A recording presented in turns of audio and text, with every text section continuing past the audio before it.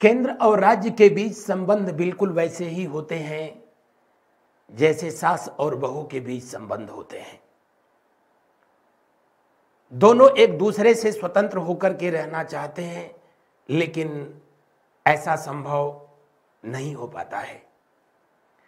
आज की क्लास शुरू करूं उससे पहले स्टडी 91 के ऑफिशियल यूट्यूब चैनल पर आप सभी विद्यार्थियों का मैं जीएस फैकल्टी जेपी सर हार्दिक स्वागत अभिनंदन वंदन करता हूं।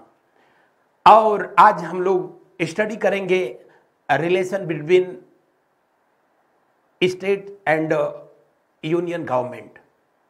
केंद्र और राज्य के बीच हम लोग संबंधों को आज देखेंगे, जो कि भारतीय संविधान का एक बहुत ही महत्वपूर्ण पार्ट है, हिस्सा है। इससे संबंधित जो तथ्य देखेंगे, सरकारिया आयोग का गठन कब किया गया, या भारतीय संविधान में अवशिष्ट अधिकार किस आर्टिकल में दिए गए, राजमन्नार आयोग संबंधित है या अंतरराज्यीय परिषद क्या है, पंचायती राज किसका विषय है, या आर्थिक नियोजन विषय है, यानी राज्य सूची, संघ सूची या समवर्ती सूची, यानी स्टेट, यूनियन या कॉन्करेंट लिस्ट।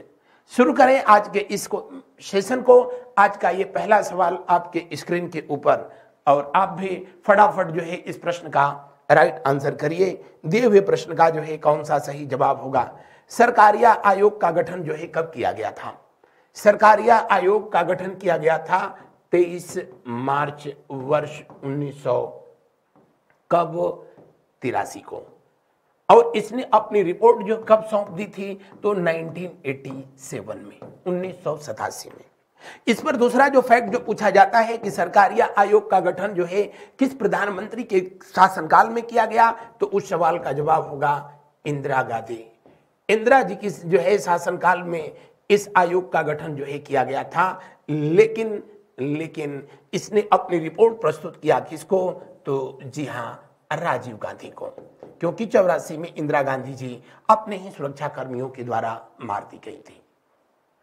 सरकारिया आयोग जिसके अध्यक्ष रणजीत सिंह सरकारिया थे, और इस आयोग का प्रमुख उद्देश्य था केंद्र और राज्य के बीच संबंधों को सामान्य करना। मैंने क्लास शुरू हुआ उससे पहले ही बताया कि भारत में केंद्र सरकार और राज्य सरकारों के बीच बिल्कुल संबंध वैसे ही है जैसे घरों में आपने देखा होगा बहुओं और सासू मां के बीच जो संबंध होता है। हालांकि सास भी कभी बहू थी,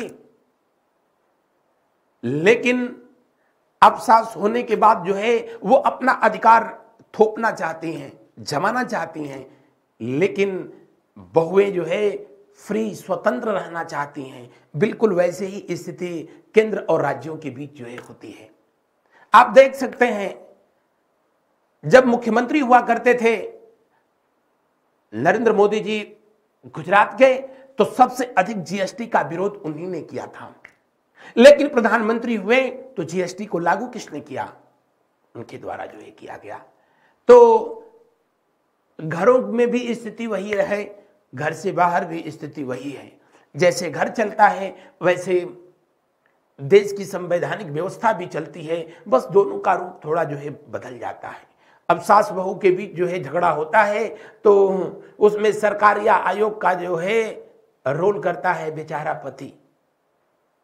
और यहां पर भी केंद्र और राज्यों के बीच संबंधों को सामान्य बनाने के लिए 1983 में इस आयोग का गठन किया गया था, जिसने अपनी रिपोर्ट 1987 में दिया था। अगला प्रश्न, केंद्र तथा राज्य के मध्य शक्तियों के वितरण के लिए भारत का संविधान 3 सूचियों को प्रस्तुत किया है। इनमें से कौन से 2 अनुच्छेद शक्तियों के वितरण को विनियमित करते हैं? वितरण को विनियमित करते हैं। जी हां, आप सबको पता है कि अनुसूची 7, शेड्यूल 7 यानी अनुसूची 7 में ही केंद्र और राज्य के बीच शक्तियों के विभाजन का सिद्धांत जो है दिया गया है, विषयों को दिया गया है। और अनुसूची 7 में कुल जो है कितनी सूचियां दी गई हैं, कुल कितनी लिस्ट दी गई हैं, तो आप सबको पता है कि संघ सूची, राज्य सूची और समवर्ती सूची, यानी यूनियन लिस्ट, संघ सूची, राज्य सूची, राज्य सूची और कौन सी, तो आप कहेंगे समवर्ती सूची। कौन सी? समवर्ती सूची। समवर्ती सूची। तो दिए हुए प्रश्न के अनुसार संघ सूची, जिसमें इस समय कुल जो है 100 यानी 100 विषय जो है दिए गए हैं, और ये वो विषय होते हैं जिस पर कानून बनाने का जो है अधिकार केंद्र सरकार के पास होती है। राज्य सूची में इस समय कुल विषयों की संख्या इतनी है 61। हालांकि मूल संविधान में ये 66 थी, बाद में कुछ कम कर दिया गया 42वां संविधान संशोधन में, तो अब ये कितनी हो गई है 61। यानी ये वो विषय हैं जिस पर कानून बनाने का अधिकार राज्य सरकारों को है। और समवर्ती सूची जिसमें कुल 52 यानी कुल कितने विषय दिए गए हैं 52। हालांकि मूल संविधान में इसमें 47 ही दिए गए थे, लेकिन 42वां संविधान संशोधन के तहत शिक्षा को वन्य जीव संरक्षण, उसके बाद जो है न्याय विनिमय जैसे कुछ ऐसे जो है सेक्टर्स थे जिनको 42वां संविधान संशोधन के तहत राज्य सूची से जो है उठा करके समवर्ती सूची में कर दिया गया। और समवर्ती सूची यानी कॉन्करेंट लिस्ट वो लिस्ट होती है जिस पर दिए हुए विषयों पर दोनों को यानी केंद्र सरकार और राज्य सरकार दोनों को कानून बनाने का अधिकार होता है। लेकिन जब दोनों जो है कानून बनाते हैं तो हमेशा केंद्र सरकार का जो कानून होता है वही सर्वमान्य होता है। तो दिए हुए प्रश्न में कौन सा विकल्प सही होगा? दिए हुए प्रश्न में अच्छा ये पूछ रहा है कि उसकी शक्तियों का वितरण जो है विनिमय करता है कौन, तो जो है आर्टिकल 245 और आर्टिकल 246 जो है करता है। कौन सा? आर्टिकल 245 और 246। इसमें जो है इस बात का जो है उल्लेख किया गया है कि राज्य के आधार पर विधायी शक्ति का मतलब विधि बनाने की शक्ति, लेजिस्लेटिव पावर, और 246 में जो है वितरण विषयों का जो है वितरण जो है विषयों के आधार पर कानून बनाने का जो है प्रावधान किया गया है। बढ़ते हैं अगले प्रश्न की ओर। अगला प्रश्न देखिए, संघ और राज्यों के विधायी संबंधों का संचालन किन सूचियों के आधार पर किया जाता है? संघ और राज्यों के विधायी संबंध का मतलब होता है विधि बनाने का जो है अधिकार, कानून बनाने का जो पावर होता है। संचालन किन सूचियों के आधार पर होता है? संघ सूची, राज्य सूची, समवर्ती सूची। आप कहेंगे कि ऑल एबव, यानी सभी। राज्य सूची वो विषय है जिस पर राज्य सरकारें कानून बनाती है, संघ सूची यानी जिस पर केंद्र सरकार कानून बनाती है, समवर्ती सूची जिस पर दोनों जो है कानून बनाते हैं। और इसका जो है प्रावधान लिया गया है किस देश के संविधान से? तो आप कहेंगे कि ऑस्ट्रेलिया के संविधान से जो है लिया गया है। बढ़ते हैं अगले प्रश्न की ओर। अगला प्रश्न देखिए, किन स्थितियों में संसद राज्य सूची के विषयों पर विधि निर्माण कर सकती है? किन स्थितियों में संसद राज्य सूची के विषय नियमतः इस पर जो है कानून बनाने का अधिकार जो है किसको होता है? तो राज्य को होता है। लेकिन जब कभी स्पेशल सिचुएशन जब आ जाती है, विशेष परिस्थिति आ जाती है, तो उस विशेष परिस्थिति में राज्य विषय पर कानून जो है केंद्र सरकार बनाने लगती है। कब? जब देश के अंदर आपातकाल लागू हो, नेशनल इमरजेंसी हो। यानी दिए हुए प्रश्न में कह रहा, पहला ही विकल्प में कह रहा है आपातकाल की स्थिति में, यानी जब राष्ट्रपति के द्वारा देश के अंदर जो है आपातकाल लागू किया गया हो, या फिर जो है राष्ट्रपति शासन लागू किया गया हो, यानी राज्य में संवैधानिक तंत्र की असफलता होती है, उसी स्थिति में तो जो है लगाया जाता है क्या? आर्टिकल 356 के तहत राष्ट्रपति शासन। जबकि आर्टिकल 352 के तहत 352 के तहत जो है लागू किया जाता है क्या? राष्ट्रीय आपातकाल। दो या दो से अधिक राज्यों के सहमति से भी कानून केंद्र सरकार बना सकती है। बिल्कुल सही है। अंतर्राष्ट्रीय संधि और समझौतों को लागू करने के लिए अगर ऐसी भी सिचुएशन बने तो राज्य सूची के विषय पर जो है कानून केंद्र सरकार बना सकती है। तो इस तरह दिए हुए प्रश्न के अनुसार कौन सा विकल्प सही होगा?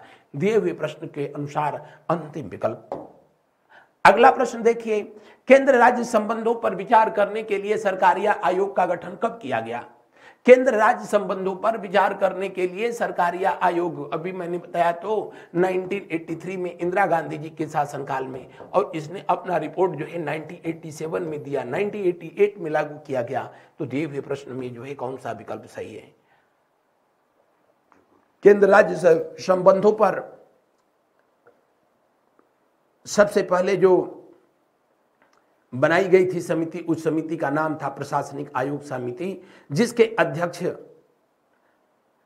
भारत के पहले महान्यायवादी अटॉर्नी जनरल MC सीतलवाड़ थे। इसीलिए उस समिति को सीतलवाड़ कमेटी के नाम से भी जाना जाता है। अगला प्रश्न को जो है देखा जाए, अगला प्रश्न जो है देखते हैं।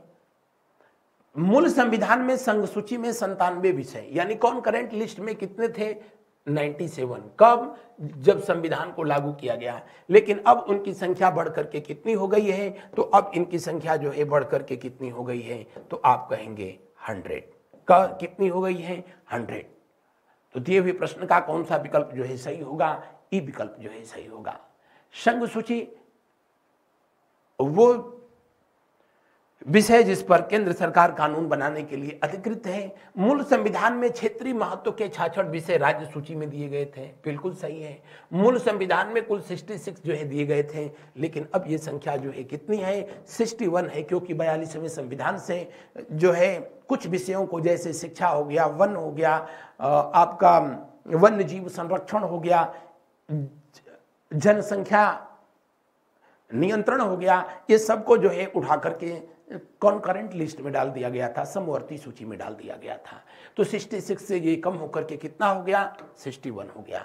मूल संविधान में समवर्ती सूची में कितने विषय दिए गए थे? 47 दिए गए थे, लेकिन अब कितने हैं? 52। तो कितने इसमें प्लस हुए हैं? 5। और किस कॉन्स्टिट्यूशन अमेंडमेंट के तहत ये काम हुआ है? आप कहेंगे 42वां संविधान संशोधन। 42वां संविधान संशोधन 1976 के तहत किया गया है। तो दिए हुए प्रश्न का कौन सा विकल्प सही है? दिए हुए प्रश्न का अंतिम विकल्प सही है। अगला प्रश्न को देखिए, अगला प्रश्न देखते हैं हम लोग। भूमि सुधार के विषय के अंतर्गत आता है, ये कई बार पूछा है, लेकिन बताने की जरूरत नहीं कि राज्य सूची का विषय है।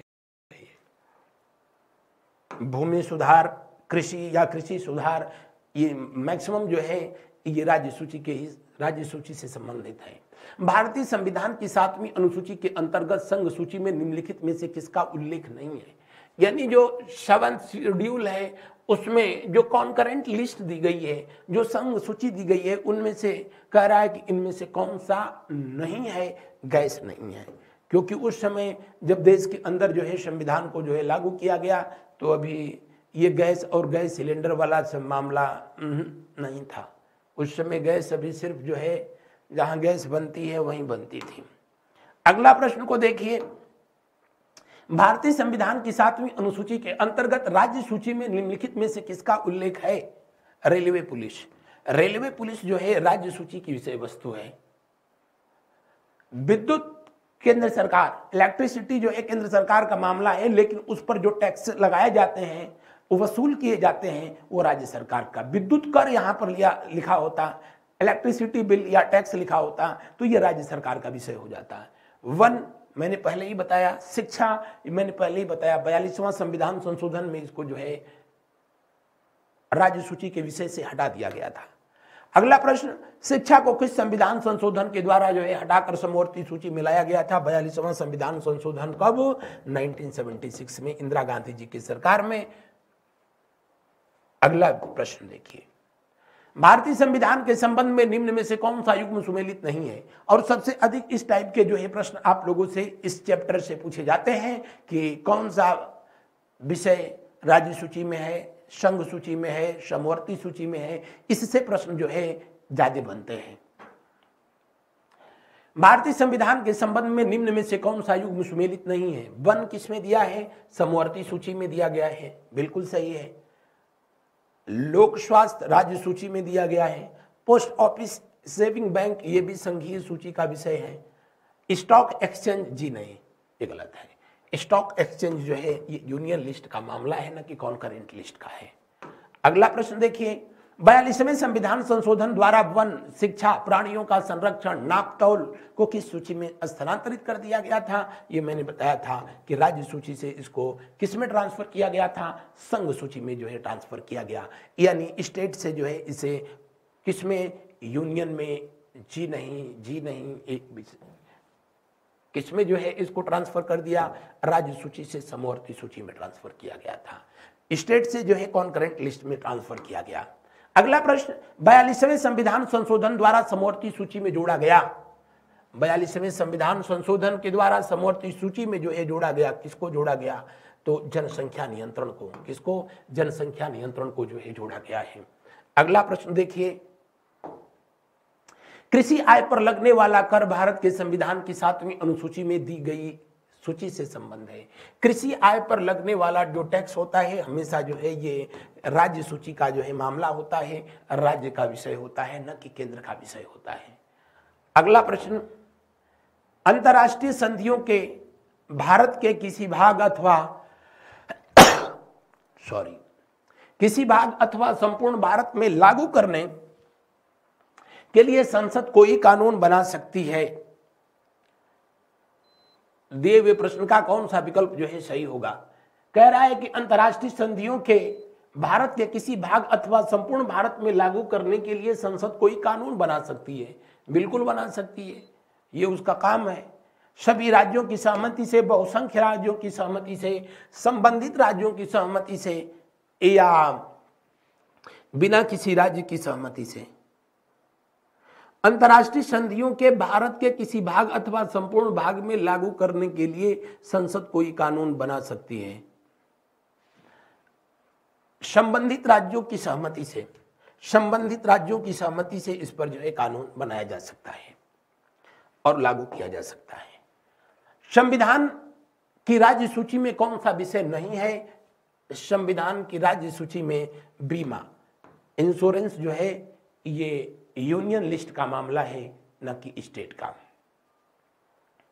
अगला प्रश्न देखें, और बाकी जितने भी दिए हैं, चाहे वो फिशरीज है यानी मत्स्य, कृषि, सट्टेबाजी, ये सब के सब जो है बेटिंग, ये सब के सब जो है किसका हिस्सा है? तो आप कहेंगे राज्य सूची का।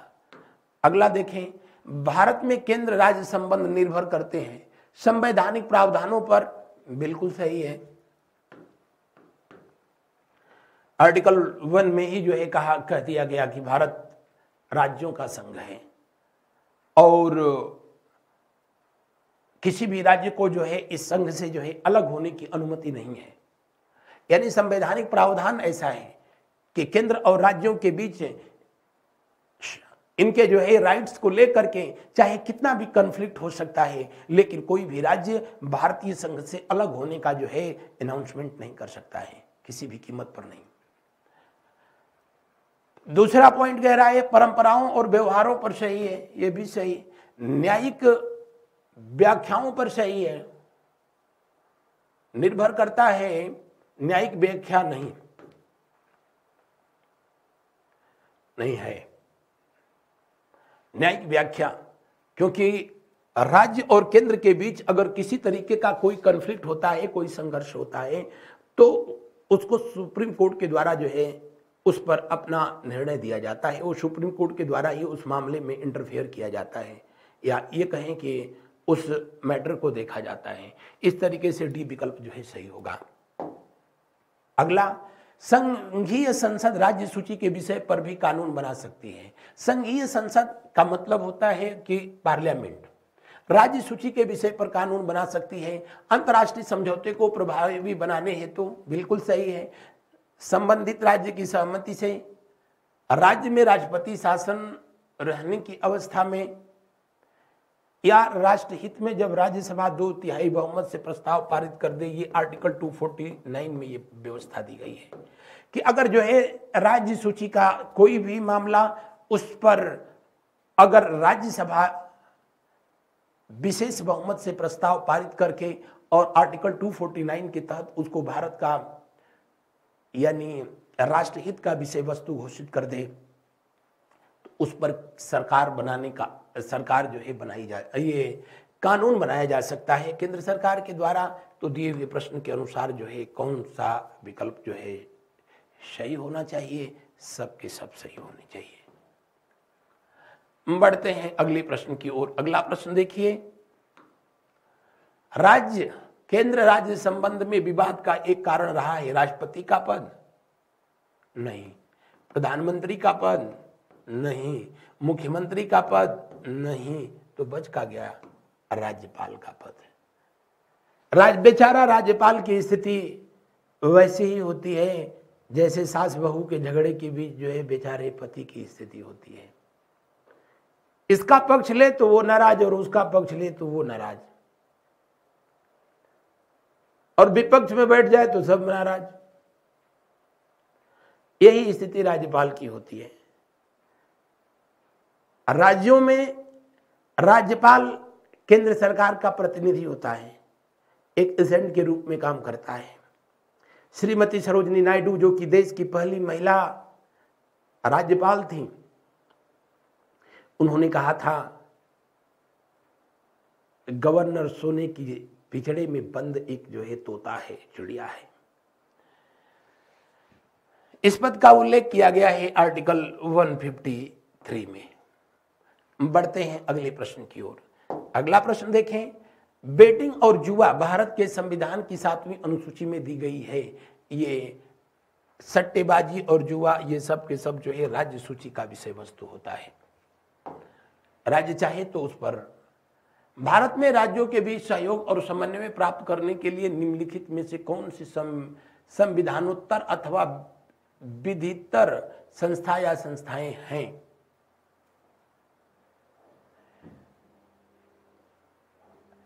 राष्ट्रीय विकास परिषद, जिसकी स्थापना जो है 1952 में किया गया।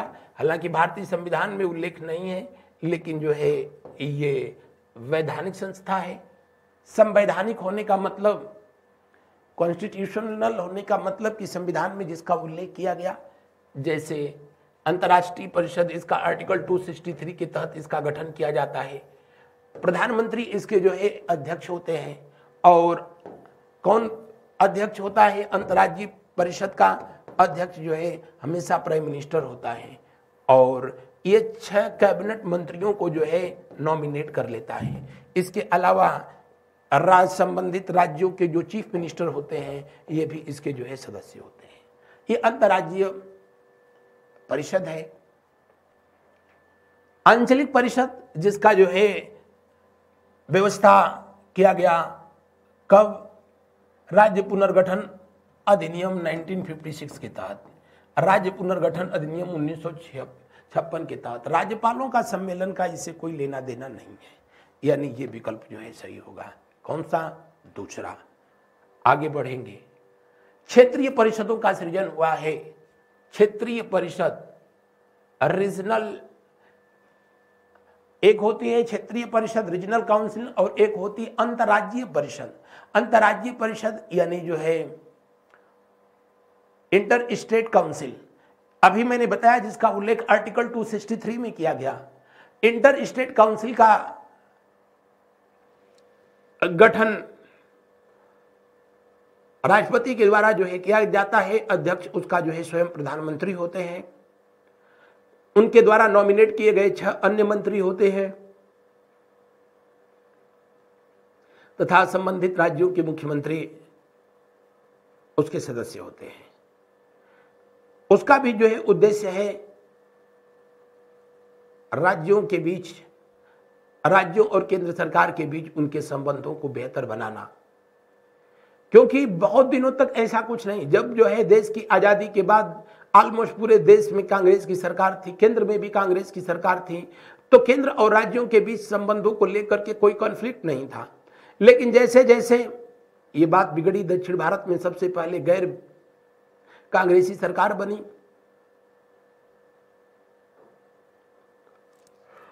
केरल में, और उसके बाद तो जो है अब बताने की जरूरत ही नहीं है।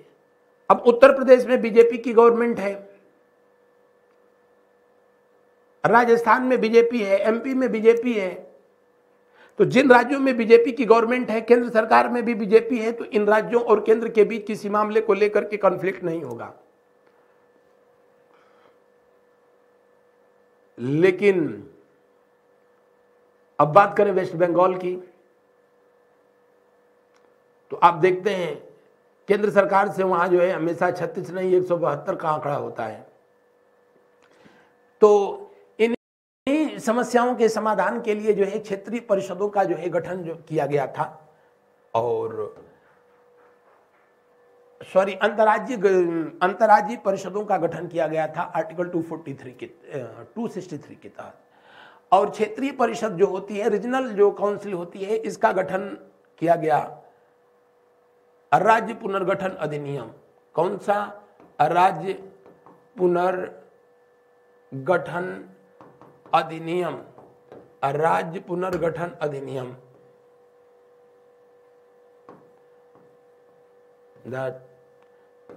राज्य पुनर्गठन अधिनियम।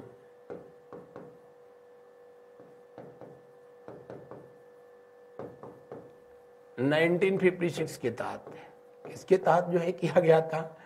किसके तहत जो है किया गया था? 1956 के तहत जो है किया गया था। और कुल कितने जो है क्षेत्रीय परिषदें हैं? तो आप कहेंगे कि 5। इसके तहत 4 का गठन हुआ, उत्तरीय क्षेत्रीय परिषद, दक्षिणी क्षेत्रीय परिषद, पूर्वी, पश्चिमी, मध्य और पूर्वोत्तर। जो क्षेत्रीय परिषद होती है, क्षेत्रीय परिषद का जो अध्यक्ष होता है, हमेशा ध्यान रखेंगे, इसका अध्यक्ष होता है कौन? तो होम मिनिस्टर होता है, गृह मंत्री होता है। और जो उत्तरी परिषद है, इस बात का ध्यान रखेंगे, उत्तरी जो परिषद है, इसके अंतर्गत जो है दिल्ली,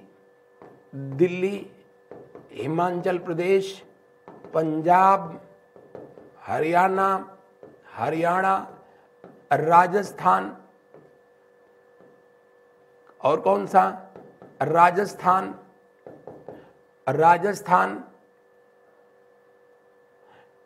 अब जम्मू कश्मीर, लेह लद्दाख, यानी दिल्ली से जो है जितना ऊपर वाला बेल्ट है, ये सब के सब जो है किसमें, किसका हिस्सा होगा? उत्तरी क्षेत्रीय परिषद का, जिसका जो है हेडक्वार्टर दिल्ली में स्थित है। इसी तरीके से दक्षिणी क्षेत्रीय परिषद, जिसमें तमिलनाडु, तेलंगाना, आंध्र प्रदेश, कर्नाटक और केरल, ये 5 राज्य सम्मिलित हैं। पूर्वी क्षेत्रीय परिषद में बिहार, झारखंड, उड़ीसा, वेस्ट बंगाल सम्मिलित है। पश्चिमी में गुजरात, गोवा, महाराष्ट्र और दादर नगर हवेली सम्मिलित है। पूर्वोत्तर भारत में पूर्वोत्तर के जो है सब के सब जो है उसमें सम्मिलित हैं। बस ये याद रखना कि सबसे ज्यादा पूछता है उत्तर प्रदेश को कि नाम इसका उत्तर है, तो हम लोग सोचते हैं कि उत्तर प्रदेश जो है उत्तरी क्षेत्रीय परिषद में होगा, लेकिन ये मध्य क्षेत्रीय परिषद में है। मध्य प्रदेश, उत्तर प्रदेश, उत्तराखंड, छत्तीसगढ़, ये सब के सब मध्य क्षेत्रीय परिषद का हिस्सा है। तो क्षेत्रीय परिषदों का सृजन हुआ है, किसके द्वारा हुआ है? संविधान के द्वारा या संसदीय कानून के द्वारा? तो संसदीय कानून के द्वारा किया गया है। बढ़ते हैं, इसका अध्यक्ष हमेशा जो है गृह मंत्री होता है। और बढ़ते हैं अगले प्रश्न की ओर। भारतीय संसद राज्य सूची के विषयों पर विधायन नहीं कर सकती। विधायन का मतलब विधि नहीं बना सकती जब तक भारत का राष्ट्रपति उसे ऐसा करने का निर्देश न दे। न, ऐसा कुछ नहीं है। राज्यसभा प्रस्ताव पारित करके ऐसा करना राष्ट्रीय हित में आवश्यक न कर दे, ये सही है। आर्टिकल 249 के तहत 249 के तहत जो है ये प्रावधान होता है, जब राज्यसभा के द्वारा 2/3 बहुमत से ये प्रस्ताव पारित कर दिया जाए कि राज्य सूची का अमुक विषय राष्ट्रीय महत्व का है, तो उस पर केंद्र सरकार कानून बनाएगी, लेकिन सिर्फ 1 साल वो लागू रहेगा। उसका एक्सटेंशन करने के लिए जो है फिर राज्यसभा से प्रस्ताव पारित कराना पड़ता है। राष्ट्रीय आपातकाल के दौरान ये भी सही है। विधानसभा का अध्यक्ष जी नहीं, ऐसा कुछ नहीं होता है, यानी 2 और 4 सही होगा, डी विकल्प सही होगा। अगला प्रश्न को देखिए, निम्नलिखित में से किस अनुच्छेद के अनुसार भारतीय संविधान अंतर्राज्यीय परिषद का प्रावधान करता है? आर्टिकल 263 के तहत करता है, 263 के तहत जो है करता है। अगला प्रश्न, भारत में केंद्र राज्य संबंध निर्भर करते हैं वैधानिक संवैधानिक प्रावधानों पर ये तो क्वेश्चन रिपीट हुआ है, सॉरी फॉर दैट। अगला, केंद्र राज्य संबंधों को विशेष रूप से किस प्रसंग में म्यूनिसिपल संबंध कहा जाता है? फटाफट कमेंट करें और बताएं दिए हुए प्रश्न का जो है कौन सा विकल्प जो है सही होगा। विधायन के क्षेत्र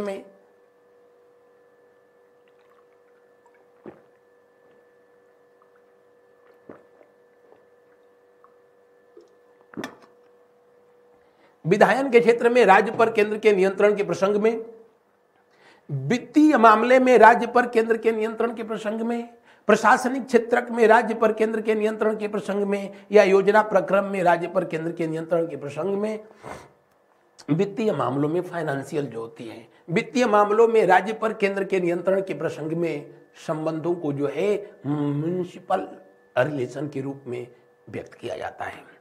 और अगला प्रश्न, भारतीय संविधान के किस भाग में केंद्र राज्य विधायी संबंध दिए गए हैं?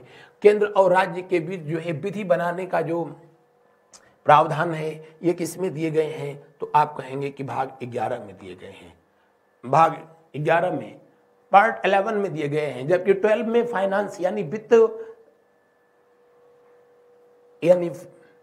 वित्त का जो है विभाजन से संबंधित तथ्यों को दिया गया है।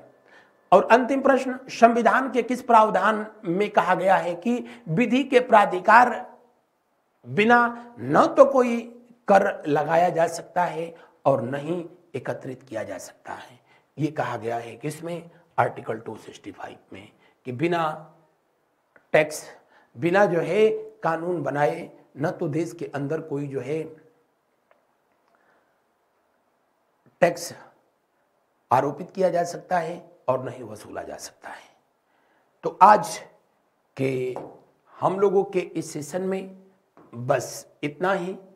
इन पुस्तकों को प्राप्त करने के लिए दिए गए नंबरों पर आप जो है कॉल कर सकते हैं और हम लोग मिलते हैं अगले दिन अगली क्लास में अगले विषय के साथ। थैंक यू सो मच मेरे साथ जो है बने रहने के लिए। आप सभी का बहुत बहुत धन्यवाद। Good night to all of you. शुभ रात्रि, शुभ रात्रि, शुभ रात्रि।